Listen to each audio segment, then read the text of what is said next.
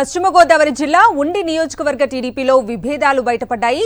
మాజీ MLA Sivaramaraju TDP నుంచి MLA ticket ఆశించి భంగపడ్డారు. సిట్టింగ్ ఎమ్మెల్యే రామరాజును అభ్యర్థిగా ప్రకటించింది అధిష్టానం.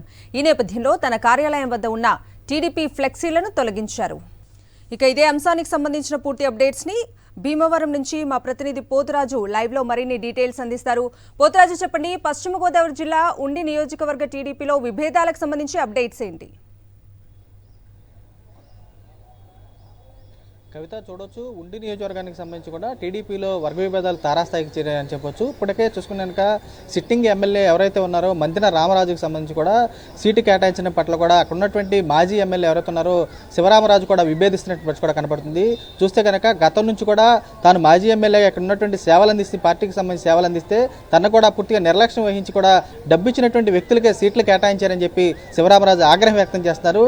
గతంలో చూస్తే కనుక ఇక్కడ ఉన్నటువంటి ఉండి నియోజకవర్గానికి సంబంధించి తాను మంత్రి ఇక్కడున్నటువంటి ఎంపీగా వెళ్ళిన సమయంలో కూడా ఇక్కడున్నటువంటి ఎవరైతే శివ ఉన్నారో శివ కూడా ఎంపీగా పోటీ చేసిన దానిలో నరసాపురం పార్లమెంట్ పరిధిలో ఇక్కడున్నటువంటి ఎవరైతే మంత్రి రామరాజు కూడా తానే తీసుకొచ్చి చంద్రబాబు దగ్గరికి తీసుకెళ్లిన తరుణంలో కూడా ఆయన కూడా సీటుకి సంబంధించి కూడా 10వ తరగతి కూడా పాస్ అయినటువంటి వ్యక్తిని కూడా ఎంపీ స్థానానికి సంబంధించి ఎలా పోటీ చేస్తారు, తానే పోటీ చేయాలని చెప్పి చంద్రబాబు చెప్పడంతోనే తాను నరసాపురం పార్లమెంట్కి సంబంధించినటువంటి పోటీ చేసేందుకు వెళ్ళాను. అలాంటి తరుణంలో ఇప్పటికి సంబంధించి కూడా తనకు ఉండి సీటు కేటాయించాలని చెప్పి కూడా చంద్రబాబు నాయుడు కానీ నారా లోకేష్ సంబంధించి కానీ పూర్తిగా అడిగిన సందర్భంలో కూడా ఇక్కడున్నటువంటి సీటు కూడా తనకు నిరాకరించడం పట్ల శివరామరాజు తీవ్రంగా ఆగ్రహం వ్యక్తం చేస్తున్న బస్సు కూడా కనబడుతుంది.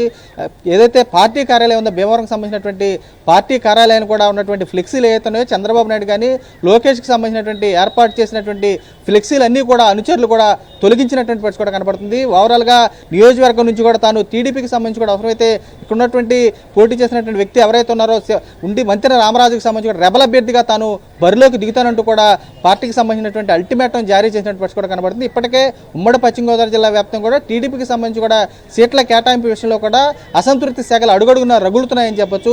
చూస్తే కనుక ఏలూరుకి సంబంధించినటువంటి సీట్ల విషయంలో కానీ, మరోవైపు ఉండికి సంబంధించినటువంటి సీట్ల విషయంలో కానీ, అటు చూస్తే పోలవరంకి సంబంధించి కానీ, ముంగుటూరు కానీ, తాడేపల్లిగూడ కానీ ఉన్నటువంటి అన్ని నియోజకవర్గాల్లో ఉన్నటువంటి టీడీపీని నమ్ముకుని పార్టీకి సేవలందించినటువంటి వ్యక్తులకు సంబంధించి కూడా పూర్తిగా అన్యాయం చేశారు. చంద్రబాబు కేవలం ఓట్లకు సంబంధించినటువంటి చూస్తే కనుక నోట్ల కట్టలు పెట్టే వ్యక్తులకే పూర్తిగా ఎన్ఆర్ఐలకు సంబంధించి కానీ డబ్బు ఖర్చు పెట్టేటువంటి వ్యక్తులకే ప్రిఫరెన్స్ ఇచ్చారని చెప్పని ఇక్కడ ఉన్నటువంటి పార్టీ శ్రేణులు కూడా రగిలిపోతున్నటువంటి కూడా కనబడుతుంది.